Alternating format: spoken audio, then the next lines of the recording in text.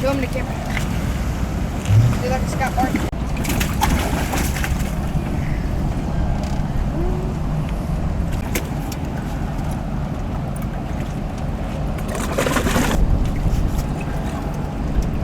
That.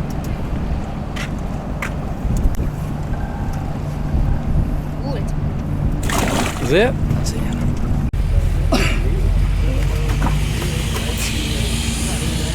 1207. 1207? Yep.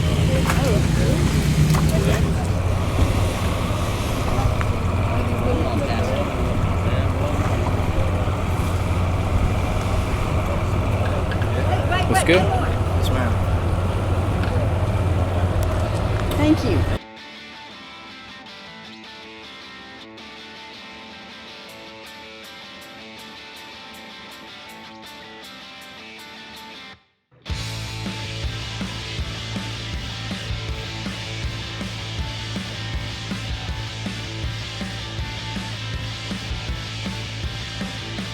Hey y'all, we're having an emergency at the Cruze house. The boys are out of plastics, or almost out of plastic, so gotta make some. Thought I'd do a quick video. We've been making plastics for a bunch of years. We don't do things probably exactly right, and I'm sure y'all will tell us all about it in the comments, but our method works for us, and we've had great success with it. So we have a handful of aluminum injection molds. This is what we use: speed cross flukes, brush hogs, some ribbon tail worms, and some trick worms, some wacky worms. There's our gloves that we never use, and we regret it, but that's just part of it. We use different plastics for different baits, and we mix them up. So we use medium, hard. We have some plastic hardener, and we have some sinking plastics, and we use different concentrations based on what plastic that we're throwing. Heat stabilizer, worm salt. There's all our colorants, our glitter. I'm not going to tell you what that is back there, because that's a secret. But basically, on our fish attractant, I'll talk more about this a little bit later, but we make some homemade fish attractant, and we spend a lot of time and energy perfecting that, and that's good stuff. If you don't make your own homemade fish attractant based on your waterway, you're missing out on one of the fish's senses for sure. There's our heating pots, our injector, and we'll get some stuff heating up, and I'll show you how we do it. I'm not going to make a whole lot on camera because I think it gets kind of boring, but I'll do a couple of pours and show you how we do it. Stand by. So for our big trick worms, and these are I think these are 6 inches. So our large trick worms, we're going to use a half a cup of medium plastic and a half a cup of hard plastic. This is our hard. Shake it up real good.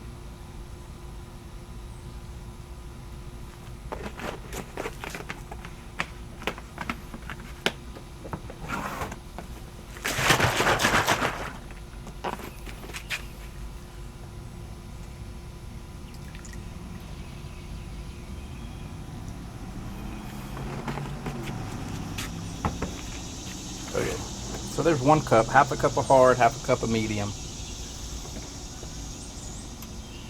We're going to get that heating up. To this, we're going to add 1 tablespoon of salt.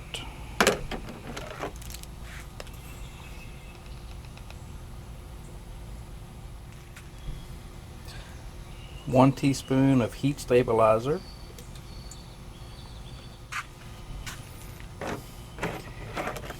Half a teaspoon of blue glitter.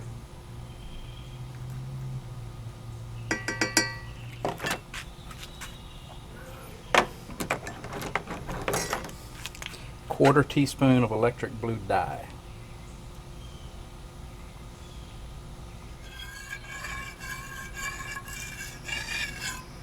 So we're going to let that heat up. I can't tell you a temperature. You're probably supposed to take the temperature, but I don't. I can look at it and tell when it's ready to pour, so let's see what happens. I don't add the fish attractant until Well, we do two things with fish attractant. We add some fish attractant to the plastic, and then we also do a soak, a 24-hour soak after we're finished with the plastic. So I don't add that until right before I pour because I think some of it evaporates out as it's heating. So we'll do that here in a bit.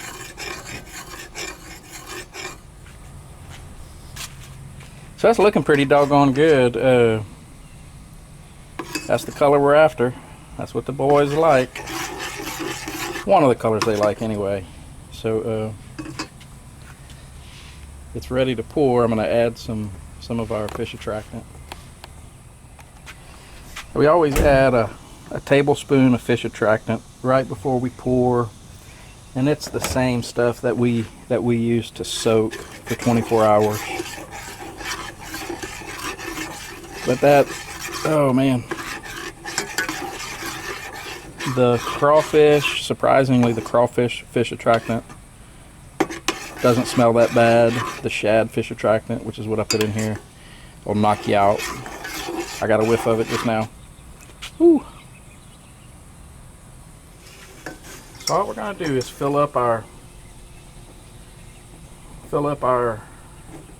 injector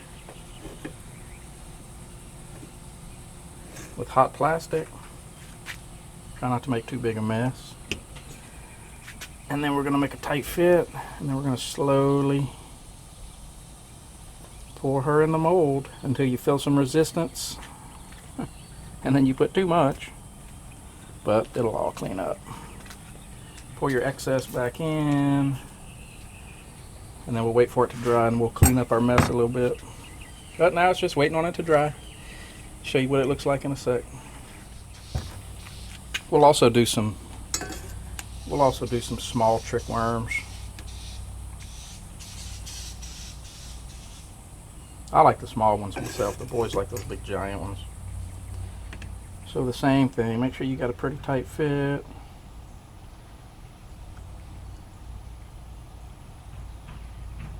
Till you feel some resistance. Put your excess back in the pot. Wait on everything to cool down. Alright, so see how this first batch turned out. I usually screw up the first couple of batches for sure.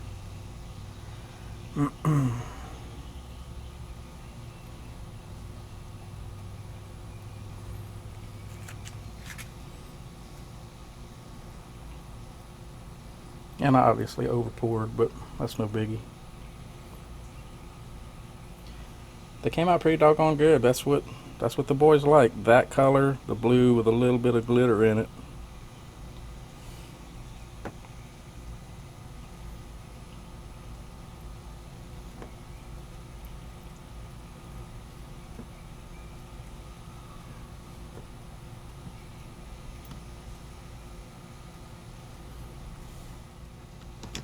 See how the little ones turned out.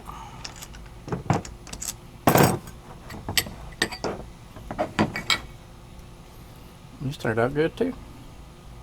It's the color we're after.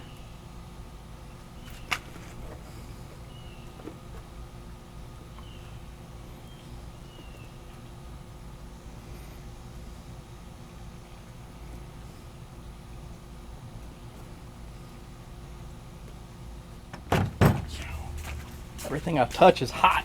You ain't getting hot yet out here? Yeah, I'm hot.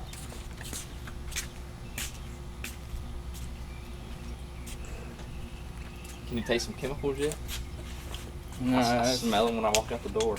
yeah, it's not so bad with if you're outside. Or if you did them in the garage. That's even worse. It's like you're about to die. It's contained. Oh, we used to do them in the shop. Yeah, I'd always have a fan blowing them. Shit's really bad for you. Plastic is really, really bad for you.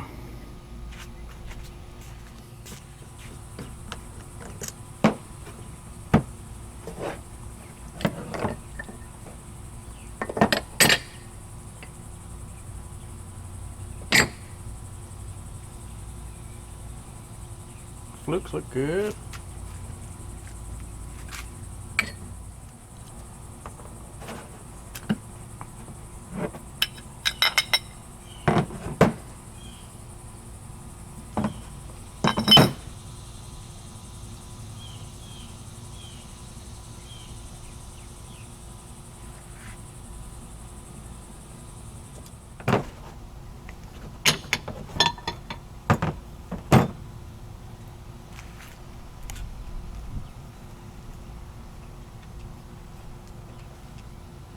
Speed crawls look good.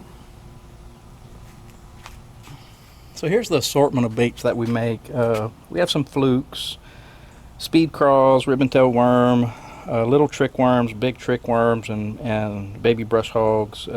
This is really all we throw, so I don't have any more molds. The colors vary. We have about 10 different colors that we use depending on where we're fishing and what time of year it is. The boys typically will dye the tails either chartreuse or hell, red or whatever the color. They have all that stuff in the boat that they do kind of on the fly, because they change their minds like the wind on that stuff. So that's it in a nutshell, and I'll show you how we, what we do to our fish attractant that we use. Just a second. Okay, a little bit about our attractants. We believe that bass fishermen are pretty good about hitting the lateral line of bass, the vibration, the movement, the sight. Where I think a lot of bass fishermen fall short is the smell and the taste of the lures that they're using, particularly their plastics. So what we want is, especially in our murky water in the river, is for the fish to be able to track that bait when they can't see it very well, number one. And number two, whenever they hit that bait, we want them to keep that bait in their mouth for as long as possible, to allow a good hook set. So through the years, we found that crawfish and shad are really the only two that we need to worry about. We've had good success with both. Both are homemade. I make a fresh batch every time I make a set of plastics, all natural ingredients. The crawfish has 6 ingredients, the shad has 4 ingredients. We've tested this. That's the reason that we keep a largemouth bass or a smallmouth bass in Eli's aquarium at all times, because we do a lot of testing on our lures. This formula for both of these, man, we have that Eli's smallmouth and the largemouth before him will eat a pencil if it's dipped in this stuff. So we know it works, and we've seen the results on our river system and Toledo Bend also. So the crawfish actually smells not too bad. Actually, it smells pretty good. So the shad, if I crack this open, the neighbors are going to start yelling at me because it smells so bad and so strong. So I usually just crack that for for the time it takes me to throw baits in, and then I close it up and don't open it up again for 24 hours. So basically all we do is we take our baits, we'll throw our baits in there, as many as we can, and then we'll let those baits sit for 24 hours, and those baits will soak up, they'll soak up some of that stuff. And when we bag the baits, I also have a couple of these spray bottles, so we'll take and we'll line the bag and spray the bag so that they'll continue to soak and have some residual fish attractant on them. But that's our last step. That's probably the only thing that we do that's unique to what everybody else does, but we're a firm believer in this attractant. Store-bought stuff, we haven't had too much success using store-bought stuff, but we've run these two things through the ringer, doing fishing challenges amongst ourselves, one with, one without. Hell, the last time we did this, Eli and I were in the front of the boat without any attractant. Ethan was in the back of the boat using a baby brush hog with the shad attractant, and he had us 9 fish to 1 fishing behind us, flipping a bank. So we've reproduced that many times. So anyway, there you have it. Hope y'all enjoy. Don't beat me up too hard in the comments for not wearing a mask or not wearing gloves or any of that good stuff. Out in the open, it is 92 degrees in Louisiana right now with I think 98% humidity. The we call it the heat index is 112. So I never sweat, but I sweat in this heat for sure. Hope y'all enjoy. Have a good day. All right, Eli put in a special order. That's his magic. He almost didn't let me put it on camera because that's his secret bass catching stuff there. But they look good. I like the red flake is new. Hold that one up, Eli. Yeah, Those do look we just good. tried that one. We like that there. But you got a bunch of them. Mm-hmm. All right. You happy? Good for about a month. You gotta make more. Oh my God. Or something. Yeah. Try 2 thumbs up. I don't know. I'm horrible at doing I camera know. crap. Try it. Move this way a little bit. Okay. There you go. I'm on that slope. Mm. All right. You ready? I don't know what to do. 2 thumbs up. Smile. Now serious. Yeah, okay. 2 middle fingers for all the squirrel people. No. 2 middle fingers for all the squirrel people No, that it's hate too, us. It's too controversial. I don't know. I can't think of the word. Controversial? Yeah. All right. Let's see what's smart. Hot girl walk by. No, we're not doing this again. We already done this in one video. All right. Be serious now. 2 thumbs up for the thumbnail. I don't know. Don't smile. This isn't funny. Be serious like you're about to go rip some lips. Okay. Come on. Show me your muscles. Let's try that. Oh, I forgot to press record. God dog I it. can see the camera. Let's start over.